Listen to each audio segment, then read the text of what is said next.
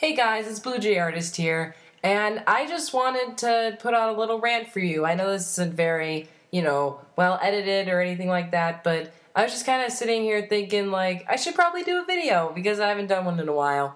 And I know a lot of you have wanted me to do a Dovewing couples rant, but I kind of want to see how that's going to play out in the new series about Brambleclaw or Bramblestar and Squirrelflight's kits.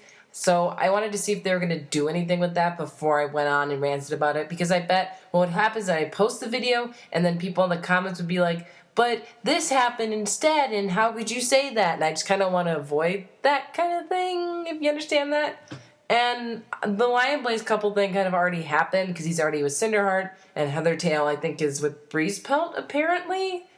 Anyway, moving on, we're going to talk a little bit about each couple, and I'm only going to talk about Heathertail and Cinderheart because I don't really consider Ice Cloud to be a Lionblaze couple. I think it was like a rumor that the Aarons put ooh, Ice Cloud might have a crush on Lionblaze, and I was like, oh, okay.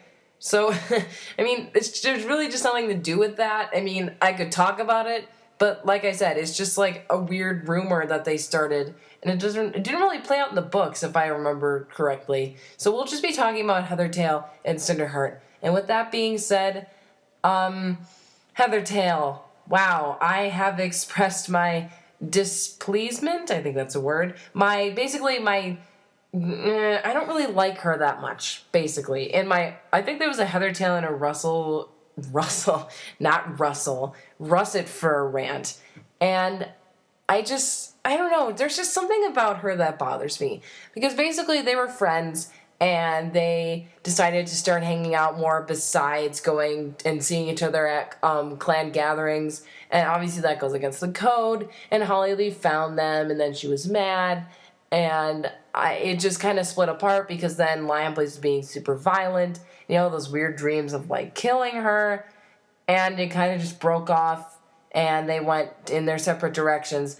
I just don't see the chemistry with this couple. I don't know what it is, but I mean, sure, there are a few cute moments in the tunnels that they would have, playing together and saying that she was like Heather Star and that kind of thing. That was kind of cute, I will admit. But I never saw them as going anywhere further. And I remember when I was reading The Power of Three, we had just gone from all this leaf pool stuff, and I was just like, can we not do this, please? I don't want another forbidden relationship.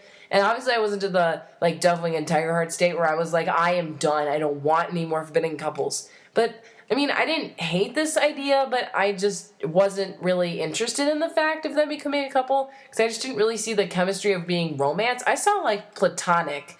I didn't really see coupley stuff. Maybe it was never supposed to be coupley, but I don't know. I just never really saw the appeal in Lionblaze and Heathertail, but that's just me. And moving on to Cinderheart. Wow, okay, this is a big mix of emotions about these two. So, I mean, it was cute at first. It was a little bit sudden, but that's kind of all the warrior couples are, honestly. And I thought it was really, really sudden. All of a sudden, she was like, you want to go on a walk? And he was like, okay. Because she was best friends with Hollyleaf. Maybe that's how they hang out, is that she was best friends with Hollyleaf, so she hung out with Lionblaze as well sometimes. I don't know, maybe that was the case. But it felt kind of sudden to me. But that moment where they take a run through the woods, that was really cute. And I liked it. And they started becoming closer, and they started showing signs of becoming mates. And then Lionblaze, which is perfectly understandable, tells her the truth that he's part of this prophecy and all that stuff. I think that was reasonable to tell her. I've seen people that are like, why did he not just keep that from her? Well, it's a novel, it's a drama. I mean, not a drama, but it's a fictional book. There's gonna have secrets come out. That's main plots of stories sometimes. And I think it was good that he just straight up said to her. She didn't find out somehow. But what I didn't like was Cinderheart's reaction. Oh my goodness. The one problem I have with Warriors is how overdramatic some characters are. I know, sometimes in the story characters are like that. But how Cinderheart reacted, I think, was ridiculous. I don't think it's ridiculous that she found this hard to believe. But the fact that she was like, you have a greater destiny than me. I'm sorry. I mean, I just didn't really like how she dealt with that. I mean, I don't know how I would have reacted. I would have been like, okay, if you ever need help with that, let me know, I guess. But I don't know. I just don't really like the way she reacted. I thought it was very overdramatic. Maybe it's just supposed to be that way because it's a book. I don't know.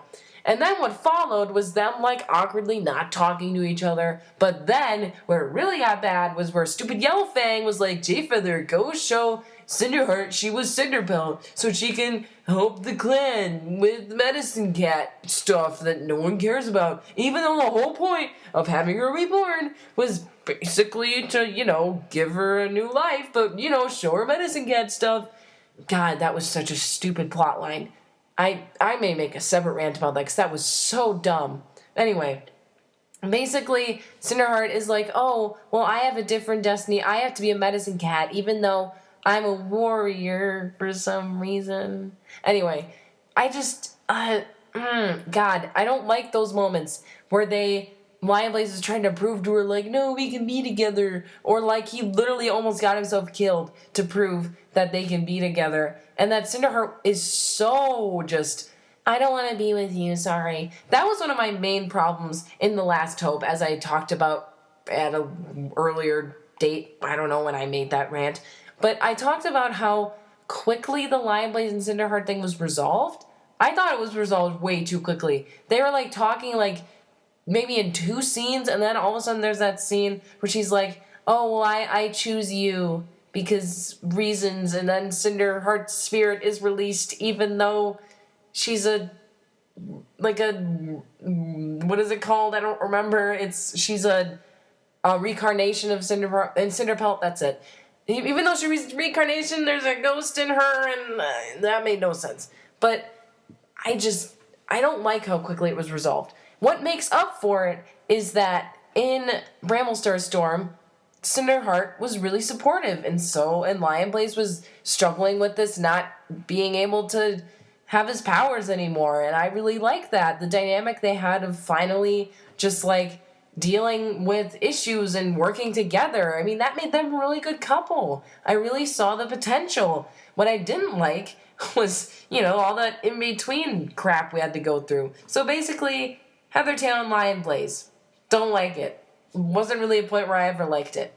Cinderheart and Lionblaze. They were super cute when they first were interacting, then got really crappy. Then at the end they pulled through.